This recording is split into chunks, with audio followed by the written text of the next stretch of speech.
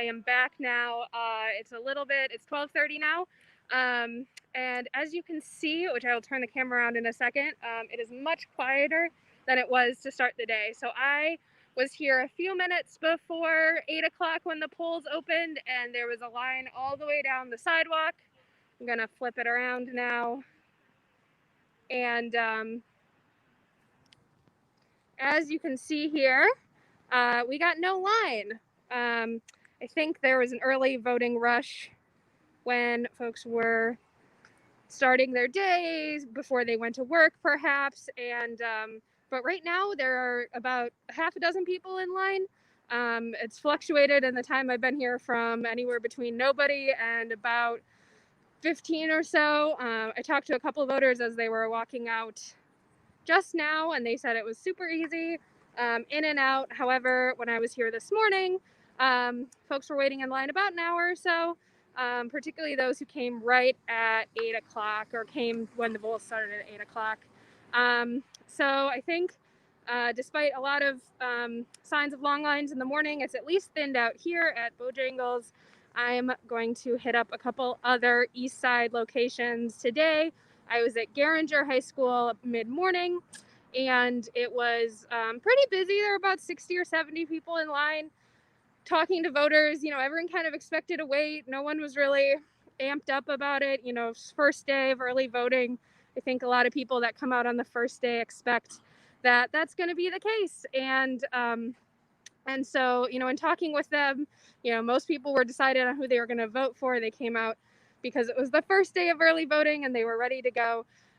But, you know, in talking about what some of the issues people were concerned about, I heard a lot about healthcare. I heard a lot about the COVID-19 pandemic and the handling of that, and whether or not that influenced their vote to, you know, have a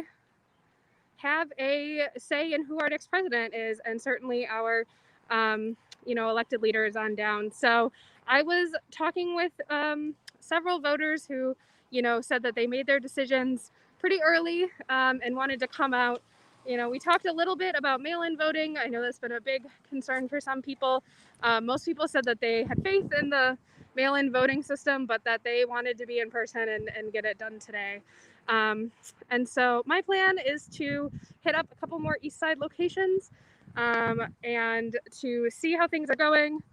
I'm gonna flip myself back around here. Hello, we're still figuring out the technology here. So I'm gonna hit up some other East Side locations. If people are concerned about, you know, how we're seeing long lines, or want to know about things that are going on in your polling station, please let us know. Folks that I've been talking to have said that it is pretty smooth, even if you have to wait for a little bit. Out here at Bojangles, the folks from Max are giving out free barbecue, which has been very popular. There's also some informational sites about what you can, you know, information you might need before you head into the ballot box or head into the polls. And so, yeah, that's the scene here. It's pretty quiet at Bojangles, but certainly was hopping this morning. And so I'm sure we will see another surge here at lunchtime and perhaps the end of the day as folks get out of work. So that's it for me right now, and I will toss it off to one of my colleagues.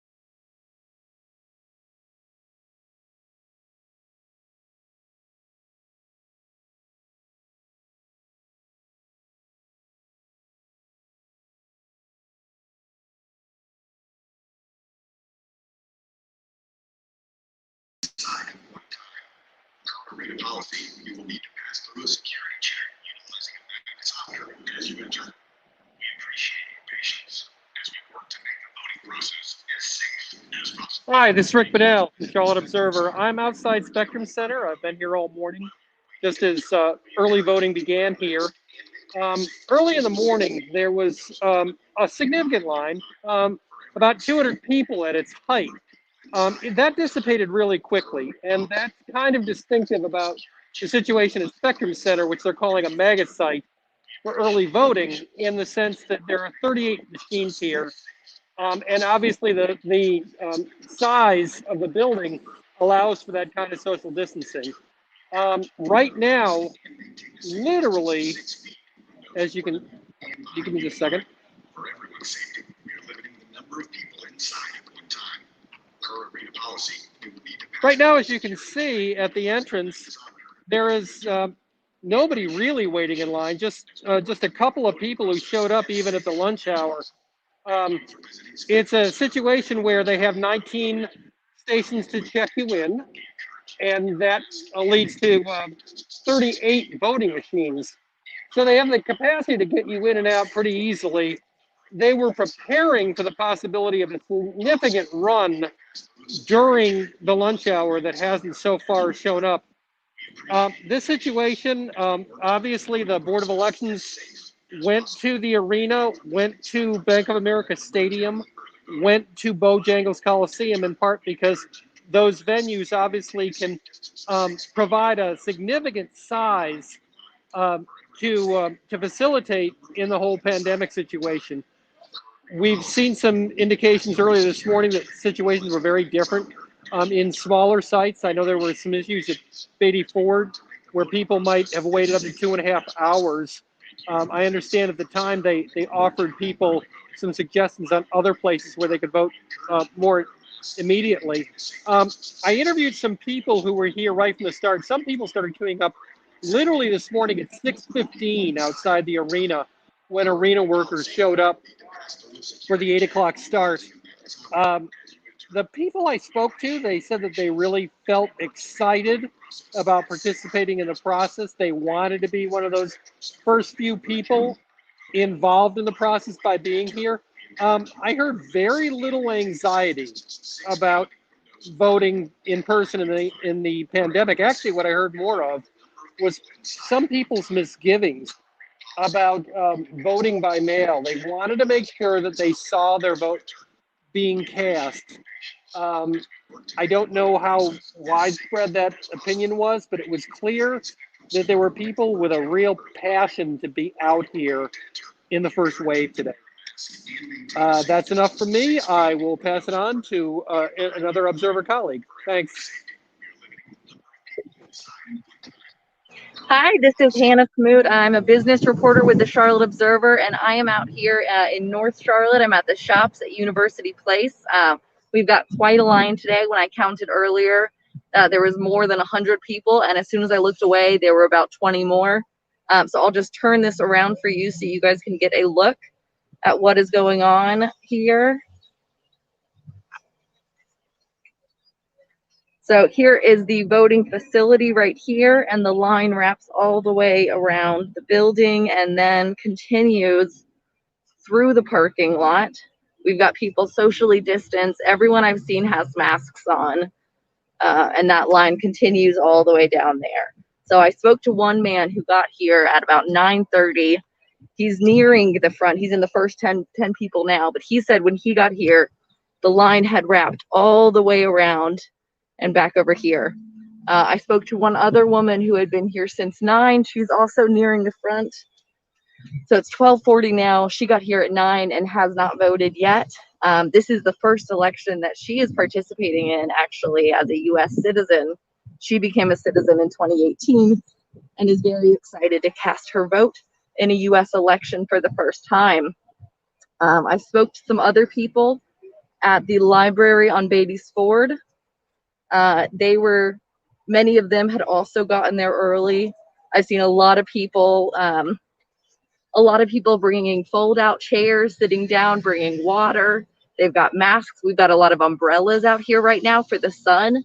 The main thing that most of them have said, you know, I've asked, what do you say to people who are nervous about voting in a pandemic, nervous about the long lines? They said, make a plan, be prepared, bring a chair, bring water, comfortable shoes, but get out and vote.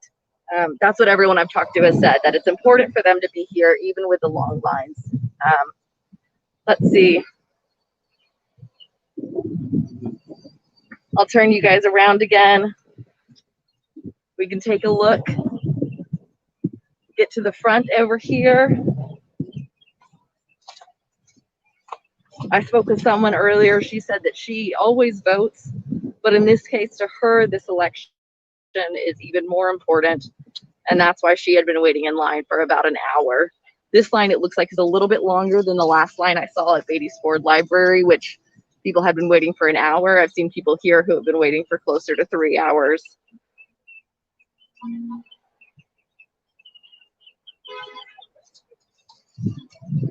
All right, that's it for me. I'll be going to some other locations today, so follow along, and we'll continue to keep you guys updated.